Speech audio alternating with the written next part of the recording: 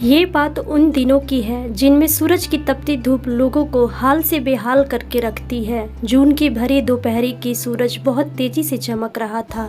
सभी लोग अपने अपने काम पर जा रहे थे और औरतें घर के कामों में बिजी थी। जो बच्चे स्कूल नहीं जाते थे वह खेलने घूमने के लिए अपने अपने घरों से निकल गए। घर क्या थे, गरीबी ने सबको अपने घरों में जकड़ रखा था। बबीता भी अपनी 4 जवान बेटियों के साथ ही रहती थी। बबीता के 2 बेटे थे जो बबीता के पति का देहांत हो गया था। बबीता और उसकी बेटी रंजू एक कारखाने में काम करती थीं। जैसे तैसे करके उनका गुजारा चल रहा था। बबीता को बेटियों की शादी की बहुत चिंता थी। बेटे छोटे थे पर स्कूल नहीं जाते थे, बस इधर उधर सुबह से शाम तक आवारा घूमते रहते थे। रंजू बहुत खूबसूरत थी। रंजू सर झुकाए अपनी माँ के साथ काम पर जाती थी। सामने के घर में से रोहित नाम लड़का रंजू को बहुत प्यार से देखता रहता था। जब बहन ने यह देखा, रंजू को इशारा करती है और कहती, रंजू, रोहित कितने प्यार से देख रहा है, यह तो तेरा पक्का आशिक है। एक नज़र तू भी इसको प्यार से देख ले। तू तो बहुत कठोर दिल है। मुस्कुराहट का जवाब मुस्कुराहट से ही दे। मुझे कोई इतना प्यार से देखे तो मैं उस पर जान वार दूं और जिंदगी भर उसके साथ रहूं। इतना कुछ कहने के बाद भी रंजू उसकी तरफ बिल्कुल न देखकर अपने काम से काम रखती। लेकिन रोहित भी अपने धुन का पक्का था और वह अब रोज ऐसा ही करता था। कहते हैं कि प्यार के जादू से आज तक कौन बच सका है। उसको यकीन था कि रंजू उसके प्यार का जवाब प्यार से ही देगी। बबीता और रंजू संडे को छुट्टी करते थे और एक दिन अचानक संडे के दिन एक आदमी ने बबीता के घर का दरवाज़ा खटखटाया। जब बबीता ने खिड़की से देखा तो उसका चेहरा उतर गया, क्योंकि दरवाजे पर मोहल्ले का सबसे अयाज किस्म का इंसान सेठ था जो लड़कियों की तस्करी करता था। वह गरीब घरों की लड़कियां खरीदकर उनको दूसरे शहर में देश विदेश में बेच देता। सेठ बबीता के घर बार बार चक्कर लगाता था, क्योंकि यह परिवार भी बहुत गरीब था और इस घर में 4 लड़कियां जवान थीं। सेठ कई बार बबीता को इधर उधर की बात घुमाकर अपना इरादा भी बता चुका था, मगर बबीता के नेचर को देखकर इसको खुलकर बात करने में डर लगता। मगर बबीता की 4 जवान बेटियों को देखकर सेठ को बहुत लालच आता था और उसे यकीन था कि गरीबी से परेशान होकर कभी न कभी बबीता उसकी बात मानेगी और चारों बेटियों को एक साथ बेचकर इस जेब नोटों से भर जाएगी। सेठ हार मानने वालों में से ना था, क्योंकि यहाँ के परिवार ने अपनी गरीबी दूर करने के लिए अपनी लड़कियों को बेच दिया था और बेचने के बाद लोगों ने उनका हाल तक नहीं पूछा था कि वह कैसी हैं, किस हाल में हैं। लाला लड़कियां खरीदने के बाद गैर कानूनी तरीके से उनको दूसरों देशों में पहुंचा देता था। इसकी वजह से बबीता और रंजू दिन रात मेहनत करती थीं। वह सोच रही थी कि कुछ दिनों बाद लड़के बड़े हो जाएंगे तो उनको थोड़ा सुकून मिल जाएगा। रोहित भी अब रंजू की बहन से बातें करने लगा था। वह बात तो रंजू की बहन से करता, लेकिन उसकी बातों में अक्सर रंजू की तारीफ होती थी। रंजू को रोहित के मुंह से अपनी तारीफ सुनना बहुत अच्छी लगती थी। वह मन ही मन मुस्कुराती थी, लेकिन रंजू रोहित से कभी भी अपने दिल की बात नहीं कह पाती कि वो अब उससे प्यार करने लगी थी। रंजू की बहन रंजू और रोहित की शादी कराना चाहती थी और उन दोनों को हमेशा खुश देखना चाहती थी। अब रोहित रंजू को छोटे छोटे गिफ्ट भी देने लगा था और रंजू उनको बहुत संभाल कर रखती थी। इन दोनों की मोहब्बत की खुशबू अब चारों ओर फैल गई थी, मगर भाग्य इन दोनों के ऊपर हंस रहा था और कह रहा था, देखो मैं तुम दोनों के साथ क्या खेल खेलता हूँ।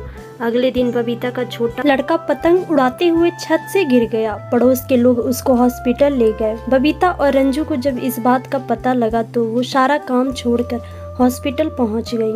रंजू अपने भाई को इस हालात में देखकर फूट फूट कर रोने लगी, क्योंकि उसके भाई के दोनों पैरों से खून बह रहा था।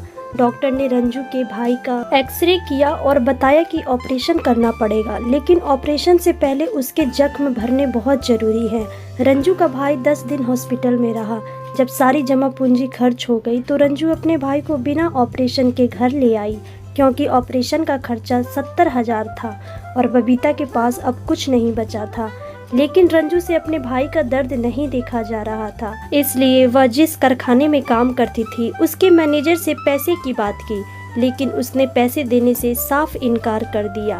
रंजू छोटा मुंह लेकर अपने घर आ गई। रंजू की माँ उसका चेहरा देखकर सब कुछ समझ गई। इधर रंजू का भाई दर्द से चिल्ला रहा था। जब भी बबीता उसकी तरफ देखती तो उसके दिल पर खंजर चल जाते। रोहित भी उसको देखने दिन में 2-3 बार आता था।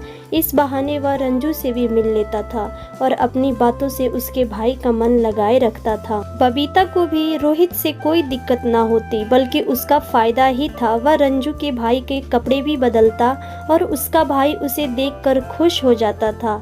रंजू और रोहित की मोहब्बत अब आगे बढ़ चुकी थी और अब एक दूसरे से शादी करना चाहते थे। रोहित को भी लगता था कि रंजू की माँ उनके इस रिश्ते से मना नहीं करेगी, क्योंकि वह अच्छा लड़का था, अच्छे पैसे कमाता था और उसके घर में बस उसकी बूढ़ी माँ के अलावा कोई नहीं था।